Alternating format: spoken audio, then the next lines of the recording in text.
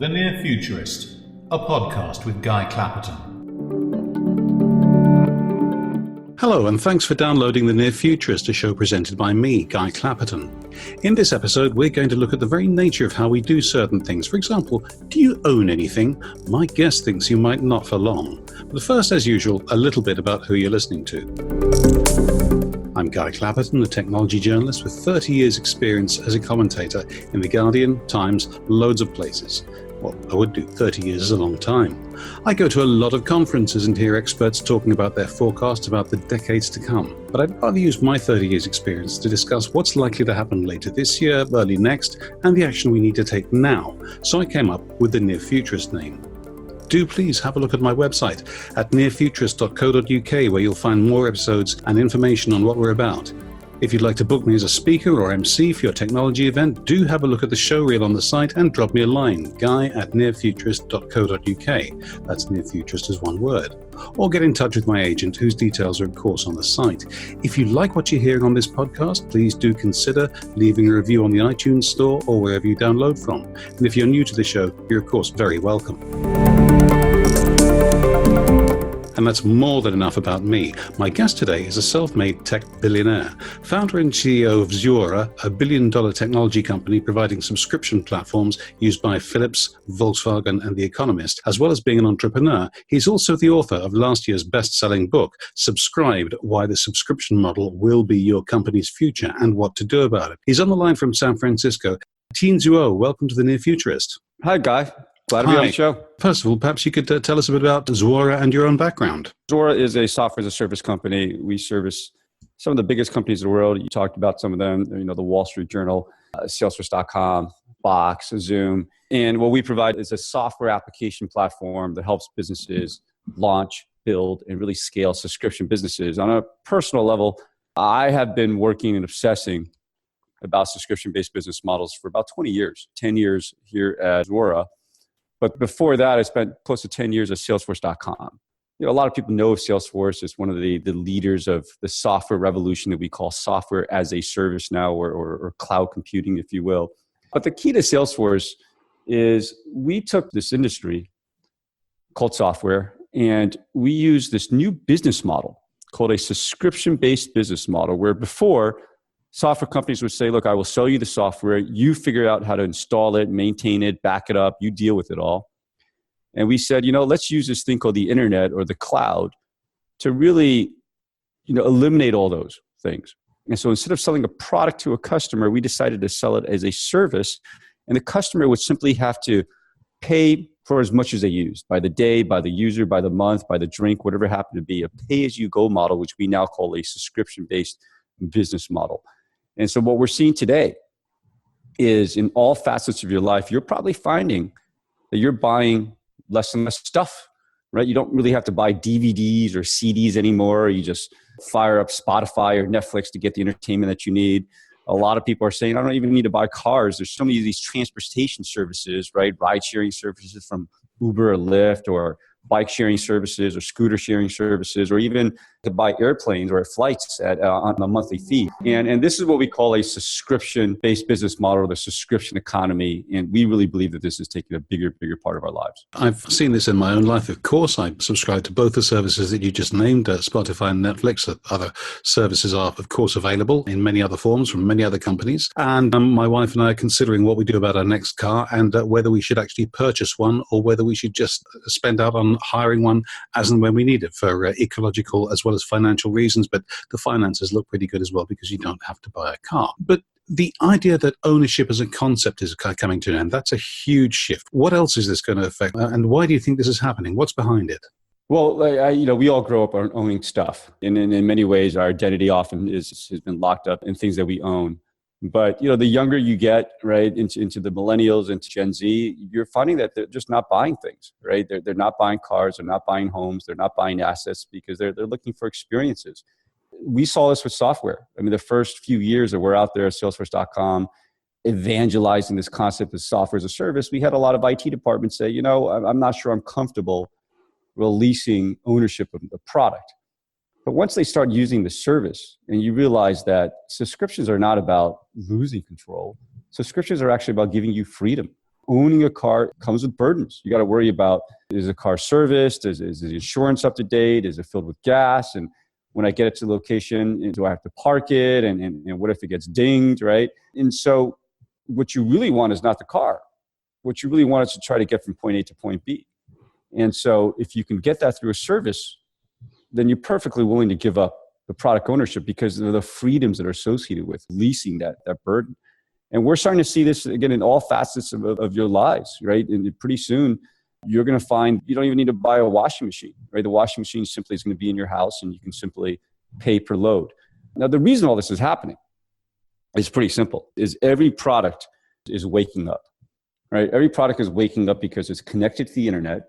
It's tapped into some AI service, if you will, on the internet. You're going to call it Alexa, call it Siri. It doesn't really matter. And they're becoming smart connected devices. And what you're really using these devices is a portal to some service that's out there being provided to you. And so if your microwave oven can download recipes from the cloud and every day give you a different recipe, that's a service. That's just simply an edge device or a portal that it's into a broader cooking service. I get that. But on the other hand, I'm a fairly seasoned journalist. We've been writing the internet-connected refrigerator story since the internet started in the 1990s. I still haven't seen that many. Does this mean it's finally going to arrive, or is this possibly yet another fad that's going to be written about for a while and then not quite happen? I think you're going to see, so if you buy a washing machine today, you're not going to be surprised. It's probably connected to the internet. You could probably control it from your phone. If you buy a coffee machine, guess what? It's connected to the internet. My gardener just put in a sprinkler system that's connected to the internet. He came over and said, hey, I need your Wi-Fi password so that I can adjust the water settings depending on what's going on in the weather. And so this is absolutely all happening. Now, in specific parts, right, the washing machines, it might happen first more in the laundromats or the buildings before it gets into individual homes. But you're seeing this happen today. And I think the last few years, what's happened is every producer of physical products have said, it's actually not that hard, not that expensive to make my product smart and connect to the internet. And that's what you're seeing happening. And that's why the revolution is happening now. Isn't there a bit of a danger, though? Because you also get people saying it's easy, it's not expensive.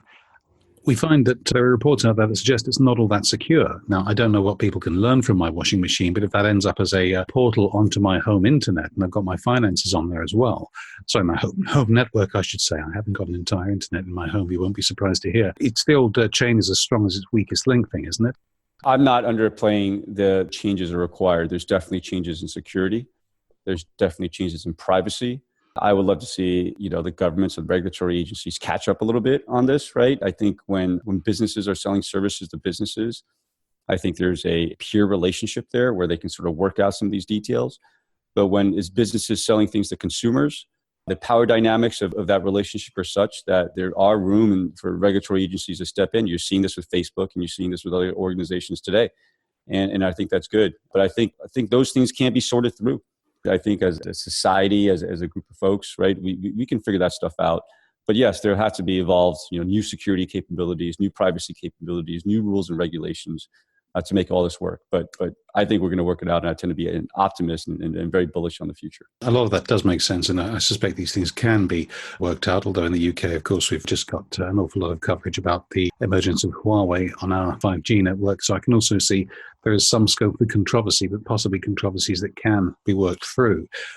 I can see from a business's point of view that turning people like, say, me into an ongoing revenue stream rather than as a one-off buyer is a great idea. And also there's less scope for user error in terms of software and me messing up my computer completely if everything is on the web somewhere. So I really can't install a dud piece of software that's going to ruin everything or delete a vital system file or something. But mostly it seems that this is turning things into the business's advantage in that, I become a revenue stream and I'm paying them for the rest of my life. What else is in the new model for me? Why is it going to work for me particularly, or for the recipient business? I think the idea, with any few thing, people tend to be, on their guard, right? They tend to look for the edges. But our experience at Salesforce was quite the opposite. Our experience at Salesforce was the recurring revenue stream gave us a huge incentive to make the customer happy. In the old software model, a lot of us came out of the software sector. We sold the product to the customer. And that was it. And we kind of moved on and, all sales final and went to look for the other customer. And in this new model, if the customer is paying you over time you spend all this energy to acquire a customer, then you got to keep them happy, because otherwise you're going to cancel the service and all the money that you spent to acquire the customer just be evaporated and disappeared. So as a result, you look at customers that use Salesforce versus the old models. They tend to be happier. They tend to be happier because there's a vendor there looking out for you. And so you look at Netflix, right? You can cancel Netflix at any time. So it's incumbent on them to make sure they're providing new content and new things that keep you engaged. And so what you find with these subscription services, they're constantly getting refreshed. They're constantly getting better and better. They're constantly evolving, because I think the competition and the need to hold on to the customer really creates a much healthier dynamic between the vendor and the customer. I think that makes a lot of sense. So what should people like me and other businesses too do to prepare for all this? I mean, I'm sitting in my home office in a home that I own. I'm sitting in front of a computer that I own, talking into a microphone that I actually own. If you're right, this whole dynamic is going to change. How quickly is it going to happen, and what do we all need to do to prepare? Well, this is happening incredibly fast, right? And it's happening all around us. And who knew a few years ago that we buy less and less cars? I mean, the number of cars sold last year actually dropped worldwide, including places like China, where the economy is going strong. There's lots of new people coming into the middle class. You would expect car sales to go up, but car sales went down. And here's the funny thing, miles driven actually went up. And so it's not like we're valuing cars less. We need cars more and more, but we just don't need to purchase the cars. And so I would say, as a consumer, right, in your professional life, in your personal life, and if you don't have to buy a product, consider not buying it. Why tie up all that money in a physical product that's simply going to be obsolete in 6 to 12 months? And as a business, I think here's the lesson for businesses. I think the wrong way of going about this is to say, let me take my existing product the way it is, and let me get the customer to pay over time. Because you haven't really changed anything, right? All you did was push out cash flow into the future. And if you only do that, that's not necessarily a good thing. What you have to do is you have to start with the customer. And in the early days of Salesforce, software as a service, what we realized was when we can see how our customers were using our product, then we can use that knowledge to create a better service, better than we ever could in the old software model, where we couldn't see. The product was installed and we couldn't see what the customers were doing. Now you look at all these physical devices and these engineers, these car engineers, these appliance engineers, $1 million printing presses, $1 million tractors. Their products are being lit up, connected to the internet, and they can actually see how their products are being used. And so they're using all that knowledge to strengthen their products, but more importantly, they're using that knowledge to build a direct relationship with their customers to make sure that they're actually hitting the bullseye of what the customer is trying to do. I'm just trying to get from point A to point B. I'm just trying to move some dirt. I'm just trying to run a business on your printing presses, right? I'm just trying to service my patients with the medical scanners. I'm just trying to cook. I'm just trying to do some laundry. And if the company can actually do a better job helping you do that, that company is going to be stronger, and it's going to be a winner in this new age of digital disruption. There is also an infrastructure question, though, isn't it? Because if you start off at point A, where let's stick with the car example, I do agree there's been a lot of research to suggest that certainly in the UK, which is what I'm familiar with, it may well be the same or similar in the US, that most cars spend 90% of their time not moving, not being used, because everybody's got their own car. That's a bad idea. I take that point completely. But on the other hand, there is a car industry out there which is therefore arguably producing or overproducing cars by 90%. You can't just posit cutting the car industry by 90%. How do we get from A to B? What has to happen in terms of those infrastructure issues? Well, at the broader macro level, you're certainly right. We talk to economists that are incredibly excited about the value that these subscription services unlock, right? There's the old product model means so many assets are sitting around. You think about the computing power on your computers sitting around idle, but if it's in Google's data centers, they are sure to maximize every use of it. And same thing with car manufacturers or anything else. And so there is an enormous amount of value that can be unlocked from idle assets moving towards this type of model. And it's a much more efficient use of resources and better for the environment. For the car industry itself and for car companies, let's go back to the statistic. If car sales are going down, and most people believe that this is not a trend that's going to reverse, it's just going to continue, but miles driven is going up, then if you're a car company, the answer is simple. If your revenue model is tied to miles driven, your revenues are going to go up. If you can translate your revenue model so the customers are actually paying for the value that they're getting from these assets, then your revenue is going to go up. But if you don't change and your revenue model is simply tied to car sales, unit car sales, then you're in trouble. Your revenues are going to be sliding downwards. So I'm not saying this transformation is easy. There's a lot they have to do to reinvent themselves, but the direction is clear. Tie your revenues to the value that your customers receive, and you're going to do great. And do you see that as a sort of destination or a staging point? I'm wondering if this is ever going to stop evolving, and whether perhaps, in 30 years' time, if I'm still doing this job, in which case you'll know that the pension's bombed, but in 30 years' time, if I am still doing this job, talking perhaps to your successors, whether they'll be talking about yet another model, another business model that we haven't thought of yet. We actually think a business model where a customer and a business actually has a relationship and know each other. We think this is the natural state of things, right? You go back 200-300 years, small towns, your butcher, your baker, your blacksmith. These are relationship-driven businesses, repeat businesses. It's built on trust. And I think what's happened is about 125 years ago with the advent of mass manufacturing, automation, assembly lines, right, industrialization, we shifted to a focus not on the customer, not on a relationship, but just on the unit sold.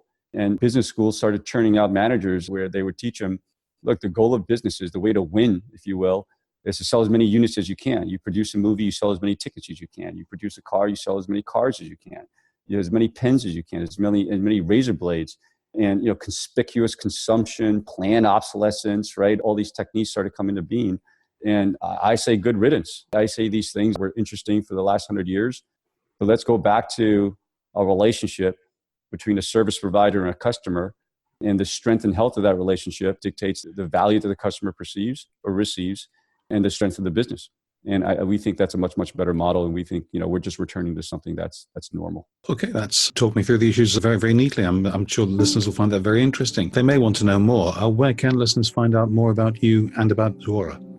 Well, I'll give you actually two places. If you want to know more about our product and what it does, definitely go to our corporate website, www.zuora.com. I will say that we built a brand called Subscribed. And so if you go to www.subscribe.com, there's a whole set of material, events, books. We have a book called Subscribed out there. That's the bestseller that we were talking about. There's additional blog posts, there's articles, or really how to succeed in the subscription economy. Really tapped into from our customers, right? The early adopters that are just seeing great success, great growth in the subscription economy. We try to capture the lessons. We try to put in the book. We try to put in our events. But I encourage you to go to www.subscribe.com and learn how to transform your business today. I will do that. Tien Tzuo from Zuora, thank you very much indeed for joining me. Absolutely. It was a pleasure. And many thanks to you for listening. That was the Near Futurist podcast with me, Guy Clapperton. I'll be back in 2 weeks' time as always. Don't forget to have a look at the website at nearfuturist.co.uk. See you in a fortnight.